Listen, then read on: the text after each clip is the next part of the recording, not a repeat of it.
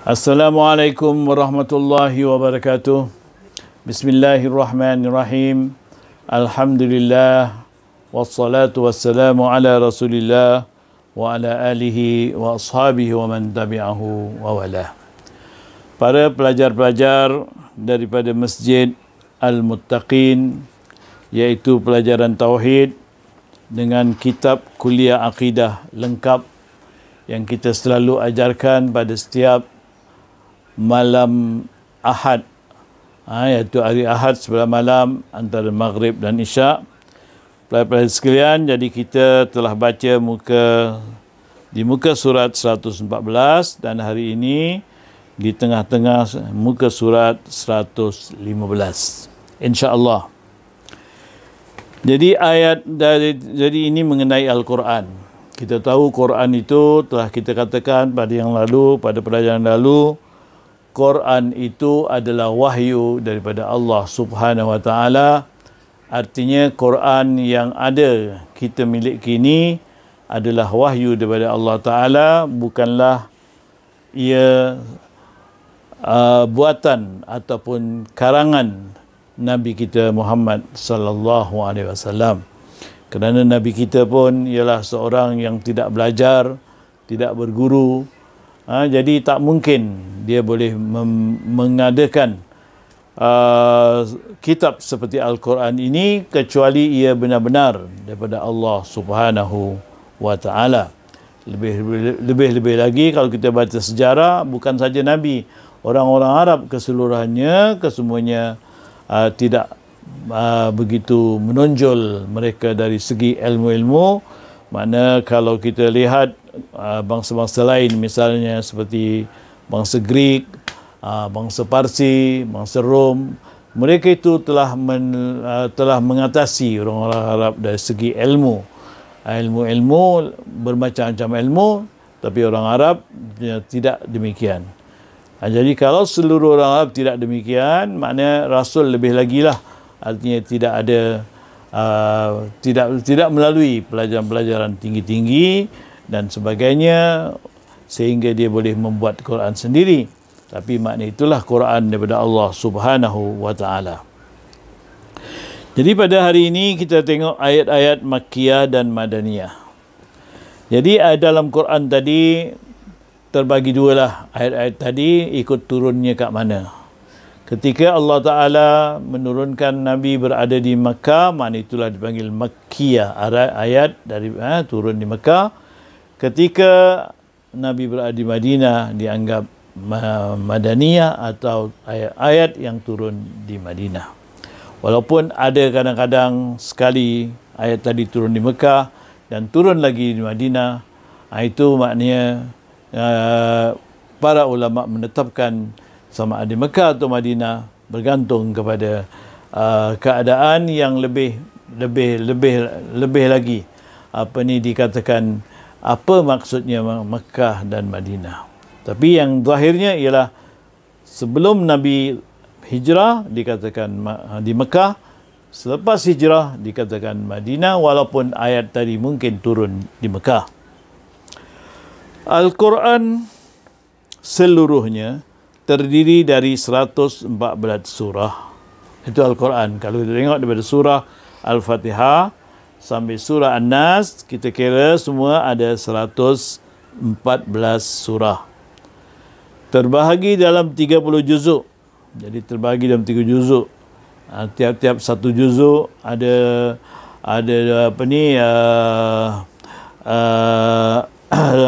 tiap-tiap satu juzuk sampailah dia 30 juzuk.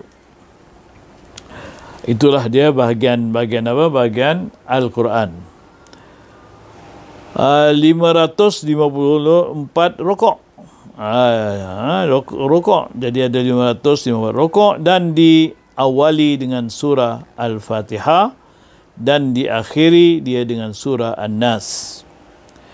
Dari 114 surah tersebut, 86 ialah surah-surat Makkiyah dan 28 surat-surat Madaniyah.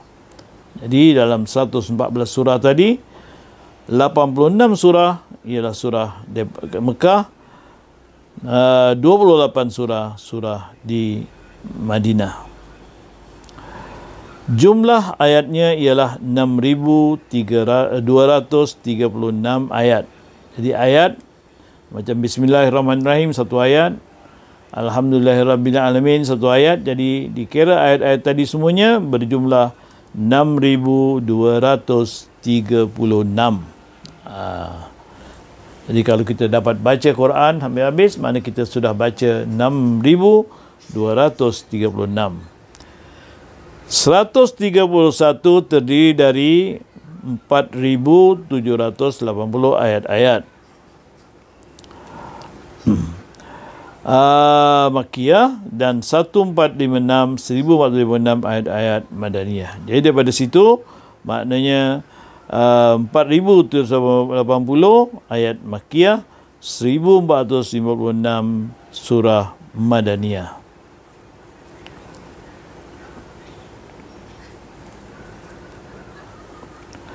Ayat-ayat Makkiyah ialah ayat-ayat yang diturunkan sebelum Nabi Muhammad sallallahu alaihi wasallam berhijrah ke Madinah, sedang ayat-ayat Madaniyah ialah ayat-ayat yang diturunkan setelah Nabi atau sesudah Nabi Muhammad sallallahu alaihi wasallam berhijrah ke Madinah. Itu pembahagiannya. Jadi mana-mana yang dikatakan Makkiyah waktu Nabi belum hijrah, Madaniyah selepas hijrah. Jadi ada ayat yang turun di Mekah tetapi maknanya dipanggil Madaniyah kerana dia turun selepas Nabi berhijrah. Artinya waktu Nabi dah berhijrah, kemudian Nabi datang ke Mekah sebagai menawan kota Mekah atau membuka kota Mekah, kemudian Nabi balik semula ke Madinah. Jadi ayat yang ada turun di Mekah tadi dipanggil juga Madaniyah. Ayat-ayat Makkiyah pada umumnya pendek-pendek dan kebanyakannya ditujukan kepada seluruh manusia. Ya ayyuhan nas. Jadi ayat di Makkiyah kalau nak bezakan dengan ayat Madaniyah, ayat Makkiyah ayat yang pendek-pendek yang mana kebanyakannya ditujukan kepada semua manusia. Mana tak kira apa saja manusia, terutama manusia Islam ke, manusia kafir ke, itulah yang ditujukan oleh ayat-ayat yang turun di Makkah atau Makkiyah. Sedang ayat-ayat Madaniyah umumnya panjang-panjang dan kebanyakannya khusus ditujukan kepada orang-orang yang beriman, iaitu ya ayyuhallazina amanu. Jadi dalam ayat-ayat Makkiyah kalau kita nak tengok, kebanyakannya berbentuk seperti ya ayyuhan nas, wahai manusia. Tetapi dalam ayat Madaniyah lebih panjang ayat-ayatnya, iaitu seperti dimulakan kalau ada ya ayyuhallazina amanu. Kerana orang yang di Madinah, orang yang sudah beriman dan orang yang benar Islam, yang di Makkah pula ialah orang yang belum lagi beriman dan orang yang masih menentang, waktu itu menentang orang Islam, maka sebab itu ditujukan ayat tadi kepada mereka. Ayat-ayat Makkiyah pada umumnya berisi hal-hal yang berhubungan dengan keimanan. Itu ayat Makkiyah, berhubung keimanan, tentang iman pada Allah Ta'ala. Seperti Qul huwallahu ahad, Allahus samad, lam yalid wa lam yulad wa lam yakul lahu kufuwan ahad. Itu berhubung dengan keimanan kepada Allah Ta'ala dan sifat-sifat Allah Ta'ala. Yang esa, yang tidak ada beranak dan tidak diperanakkan, dan untuk kita memohon beribadat hanya kepada Tuhan. Itulah makna ayat Makkiyah. Begitulah ayat Makkiyah, maknanya ayat yang menunjukkan kepada keimanan, akidah. Begitu juga ancaman dan pahala. Begitu juga tentang ancaman, maknanya kalau siapa seperti mana Allah Ta'ala mengatakan fattaqun nar, takutlah kamu akan api, allati waquduhan nas wal hijarah, di mana bahan apinya ialah manusia dan batu. Jadi semua ayat ancaman atau ayat yang menunjukkan kepada azab sekiranya tidak beriman. Itu pattern yang ada dalam ayat-ayat Makkah, daripada Makkah. Begitu juga pahala. Tentang pahala seperti mana orang yang beriman dan amal saleh akan akan masuk syurga. Innal ladzina amanu wa aminus salihati kanat lahum jannatul firdausi nuzula, umpamanya mereka yang beriman dan amal saleh akan masuk syurga. Ini semuanya ayat-ayat, kebanyakannya ialah ayat-ayat yang ada turun di Mekah. Kemudian kisah-kisah umat yang lalu, begitu juga kisah umat yang lalu, kisah Fir'aun, kisah Samud, kaum Samud, dan kisah nabi-nabi yang lalu, itu semuanya adalah gambaran-gambaran ayat yang daripada Mekah yang mengandung pengajaran dan budi pekerti. Itulah bentuk ayat-ayat yang Makkiyah, berupa keimanan, berupa ancaman atau amaran, berupa khabar baik iaitu syurga, balasan syurga, dan berupa kepada balasan-balasan yang baik kepada orang yang baik, dan cerita-cerita tentang nabi-nabi ataupun tentang orang-orang yang dahulu. Sedangkan ayat-ayat Madinah berisi hukum-hukum baik yang berhubungan dengan hukum adat atau hukum-hukum duniawi seperti hukum kemasyarakatan, hukum ketatanegaraan, hukum perang, hukum internasional, hukum antara agama dan lain-lain. Sementara itu pula tentang ayat-ayat Madaniyah ni pula mengandungi tentang hukum-hukum, iaitu hukum-hukum ibadat, hukum-hukum peperangan macam mana berperang, hukum-hukum antara manusia dengan manusia, hukum perkahwinan, hukum kemasyarakatan, mana apa saja hukum-hukum yang boleh membentuk manusia Islam dan manusia lain, kenegaraan dan sebagainya, termasuk juga tentang hukum-hukum antarabangsa atau international, semua ada dalam ayat-ayat yang diturunkan di Madinah. Ini dapat kita faham kerana bila Islam di Madinah, makna barulah di situ Nabi membentuk satu negara Islam. Jadi negara Islam dibentuk bukan hanya memerintah begitu saja, tapi haruslah juga memerintah dengan undang-undang dan peraturan-peraturan. Macam juga negara-negara sekarang, bila sudah jadi pemerintah, dia akan buat undang-undang, peraturan-peraturan untuk mencari supaya dapat sokongan daripada semua rakyat atau semua manusia.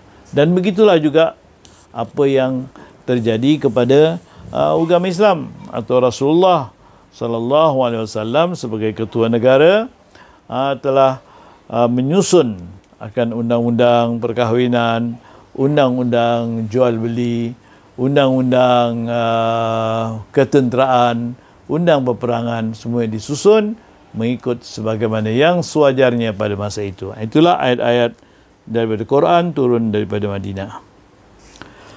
Ayat-ayat Makkiyah pula umumnya berisi hal-hal yang berhubung dengan keimanan, itu sudah kita sebutkan tadi, dan tentang ayat-ayat Madinah berhubung dengan peraturan-peraturan dan hukum-hukum. Jadi pada waktu Nabi masih di Makkah, perjuangan beliau terutama ialah membina kepribadian Muslim dari manusia yang normal dan menyembah berhala yang abnormal, daripada manusia yang abnormal dan menyembah berhala, dijadikan manusia yang bertauhid dan berakhlak luhur. Kemudian sesudah Nabi di Mekah, perjuangan beliau mementingkan pembinaan masyarakat Islam. Jadi di Mekah waktu turunnya ayat-ayat tadi, Allah SWT menurunkan ayat-ayat yang berbentuk tauhid, membentuk kepercayaan pada Allah, membentuk pada keimanan pada syurga, neraka, keimanan kepada Nabi dan sebagainya, untuk membentuk kepada orang Islam, dibentuk supaya kuat iman mereka kepada iman-iman, kepada kepercayaan-kepercayaan. Tetapi bila sudah itu berpindah ke Madinah, Nabi menyusun pula tentang hukum-hukum dan tentang cara-cara yang memberi faedah kepada semua manusia. Itulah dia secara umumnya dapat dibahagikan keadaan-keadaan isi daripada ayat Quran di bezanya antara di Mekah dan di Madinah. Lamanya diturunkan Al-Quran.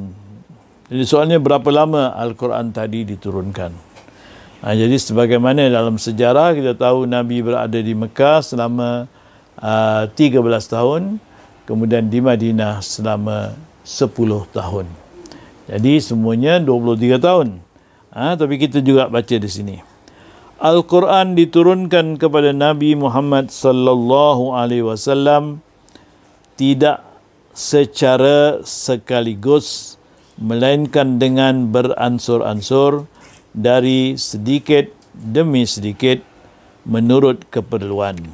Itu dia yang asas. Artinya Allah Ta'ala tidak menurunkan Quran terus berbentuk daripada Al-Fatihah terus sampai ke An-Nas sekaligus. Tetapi sedikit-sedikit mengikut keadaan-keadaan, mengikut keperluan-keperluan yang perlu diambil atau tindakan yang perlu diambil oleh masyarakat waktu itu, oleh orang Islam. Begitulah Rasulullah terima Al-Quran sedikit-sedikit. Kalau kita tengok juga sejarahnya, Allah Ta'ala turunkan Al-Quran pada ayat pertama, misalnya Iqra, kemudian lepas tu tidak ada lagi ayat yang turun, hanya beberapa lama kemudian barulah turun ayat seterusnya. Begitulah seterusnya, mengikut keadaan-keadaannya, bukan sekaligus, artinya mengikut keperluan-keperluan. Ini adalah suatu perkara yang memang sepatutnya lah. Tidak, kalau sekiranya sekaligus orang pun tidak dapat menerima. Sedangkan sekali-sekali pun orang pun tak terima, apalagi sekaligus.